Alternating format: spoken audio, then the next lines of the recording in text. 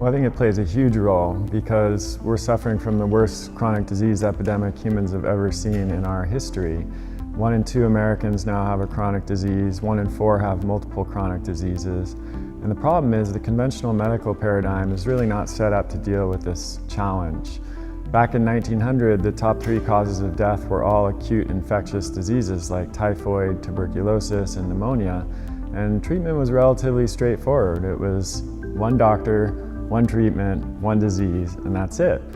Today, it's a totally different landscape. Most people who go to the doctor have multiple chronic problems. They might be on multiple medications, and they need to take these medications for the rest of their life, and they're seeing multiple doctors throughout their life. And so our conventional medical paradigm is really just not set up to deal with this type of problem.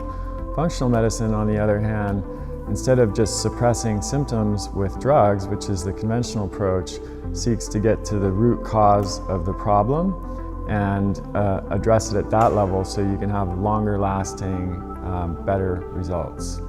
Yeah, so the ADAPT framework is a combination of functional medicine, a genetically aligned diet and lifestyle, which is a diet and lifestyle that is a closer match to what our human bodies have evolved for, and then a lean, collaborative, hybrid practice model, which means using modern technology to automate processes that can create more time for patient care, longer appointments, and a higher level of service for patients.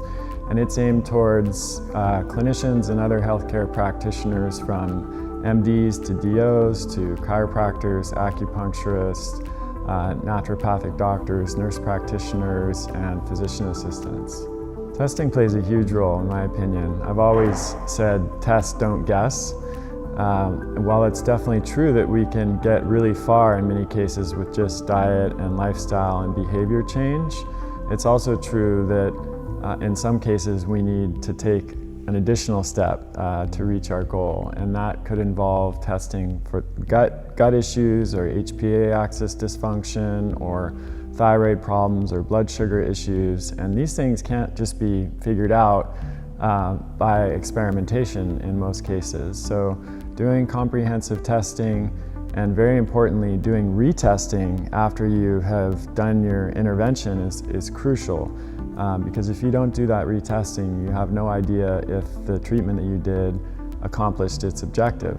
So an example would be if you treat someone for SIBO or small intestinal bacterial overgrowth and they don't improve, you don't know, if you don't retest, you don't know if they didn't improve because the treatment didn't work or because it did work, but that wasn't actually the cause of their symptoms. And I see this mistake being made a lot with functional medicine practitioners where they're reluctant to retest, perhaps because of the cost, which is understandable, but that's really doing the patient a disservice because it's really difficult to track the success of the treatment without that testing.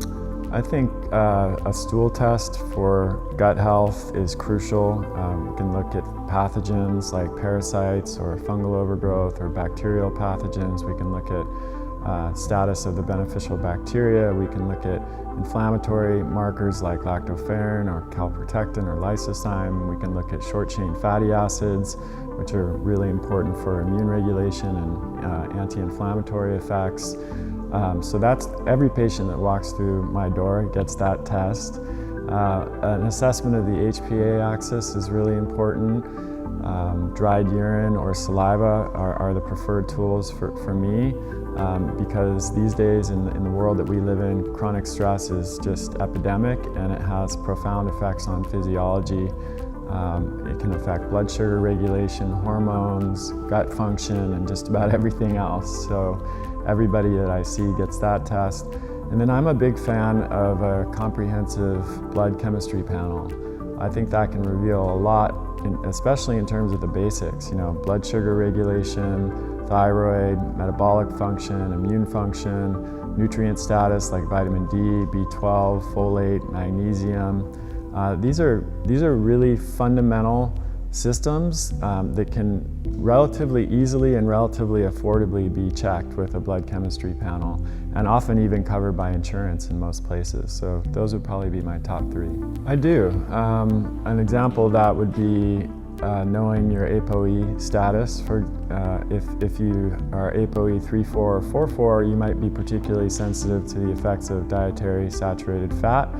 And in that case, I might suggest something like what I call a Mediterranean paleo diet with more monounsaturated fat, less fat perhaps overall, and maybe more real food carbohydrates. But I would also say that there's too much emphasis that's been placed on these SNPs, or single nucleotide polymorphisms. And what we know now, according to the most recent research, is that an omnigenic model, one that looks at gene polymorphisms across the board that aren't even necessarily related to a particular condition or illness, is a more comprehensive approach, and that environment and how environment affects gene expression is actually much more important than any one particular SNP.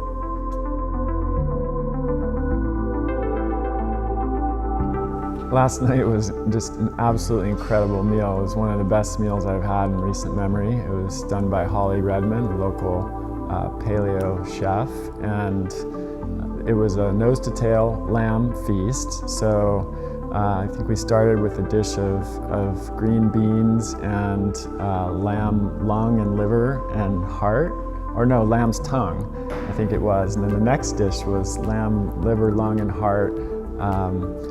I'll tell you, even people who are not used to eating offal organ meats were just gobbling it up. It was so delicious, and I think it was a 7-course meal with including a pre-dessert and a dessert with coconut cream and berries and a kind of sorbet. It was just incredible. People, sitting next to me also said the same thing. It was the best meal that they'd had in a really long time.